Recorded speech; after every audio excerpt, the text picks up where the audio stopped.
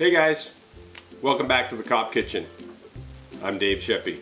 Today I want to make a kind of a comfort food dessert, and it's a springtime type of thing. Even though today it's May 16th and it's still kind of a rainy, drizzly, chilly day out, so I thought I'd make an apple crisp.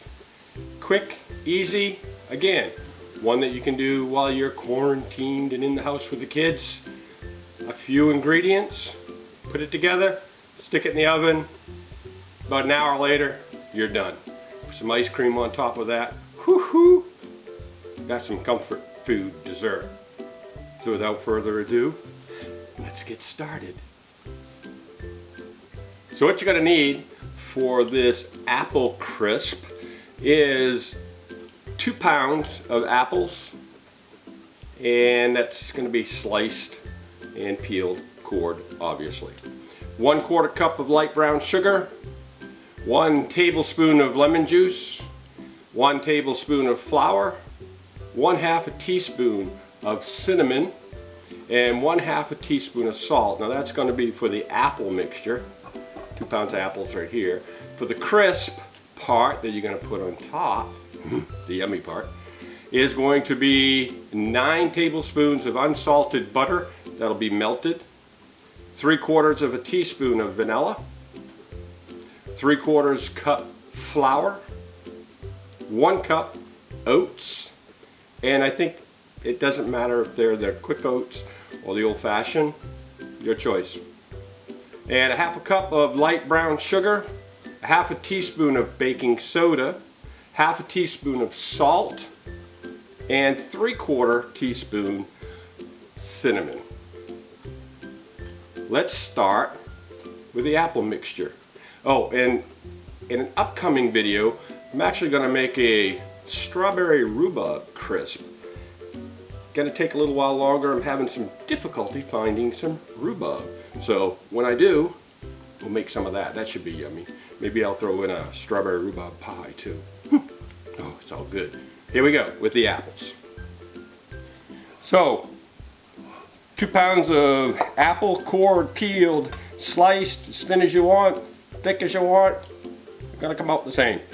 We're going to put in the cinnamon, baking soda, and salt, and the flour.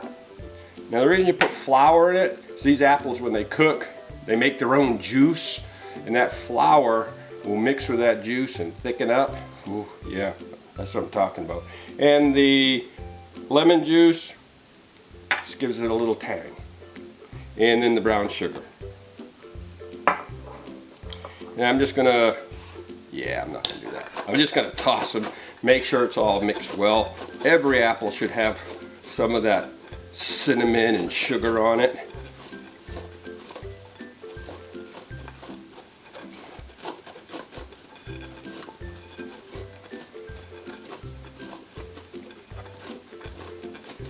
Very good. We'll set this aside, and then we'll get started on the crisp topping part. Here we go.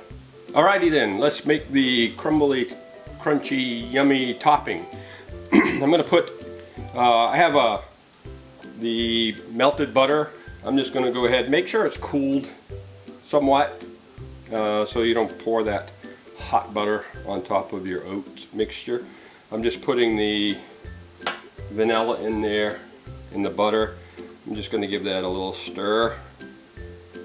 Let that sit. And then we're just going to take our oats,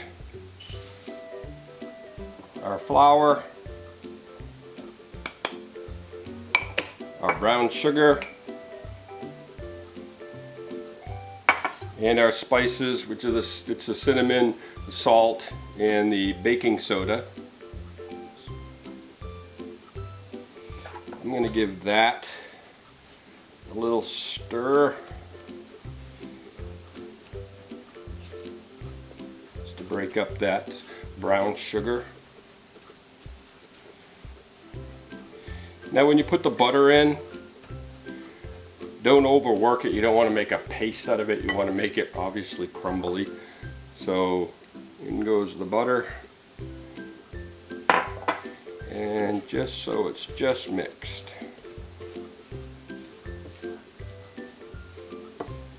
More like you're tossing it as opposed to stirring it.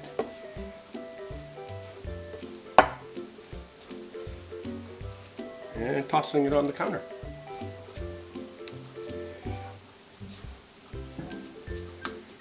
That's good. Oh, it smells good. So I've got you can preheat your oven to 375 degrees. We're going to put this in a 375 degree oven for about, start checking, it's going to be 45 to could be up to an hour, but start checking in around 45 minutes. Now if your crumbly crust is getting too brown, but you think your apples aren't done, go ahead and put some aluminum foil over the top of the crust and let it bake until your apples are tender.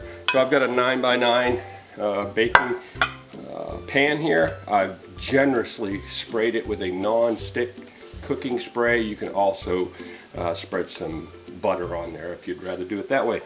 We're going to dump our apples in.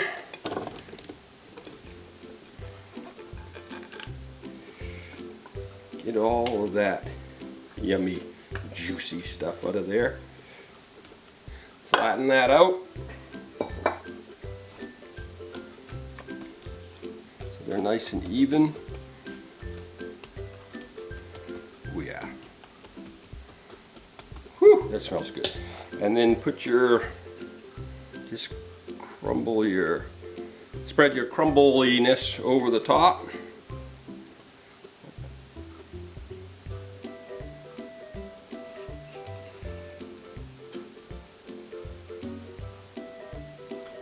Looks good. Into an oven, 375 degrees. If I said 350, make too many cakes, I think. 375 for 45 minutes, 50 minutes, an hour. We'll keep an eye on it. Here we go.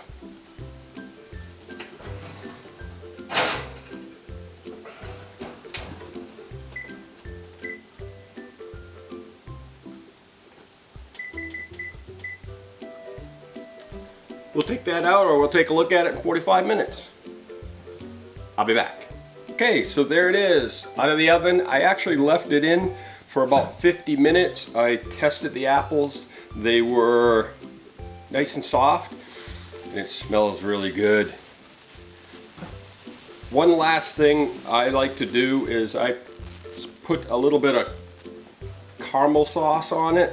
Who doesn't like a caramel apple, right? And for the longest time, I called these little things caramel bites, and they're actually caramel bits. And I put a few of these on there. Then I'll put some aluminum foil over the top and let that melt. Ooh, a little caramely flavor. So that's it. I'm actually not going to be taste testing this one because I actually made it for someone else. Maybe when they taste it, they'll take a picture of it and show us what it looks like on the inside. But it smells really good. And when I took it out, it was still bubbling around the sides. So, very nice. You know, this is again one of those comfort food desserts. It's kind of like a nice warm blanket on a chilly night, right? That's what I'm talking about. So, put some of this on a plate and in a bowl with some vanilla ice cream. Woohoo! That's gonna be something good. That's what I'm thinking. So, if you like this video, please subscribe, hit that like button, hit that bell so you'll know when my next video comes out. Maybe it's gonna be that strawberry rhubarb crisp. Who knows, right? But until then, wash your hands, and I'll be 10-7.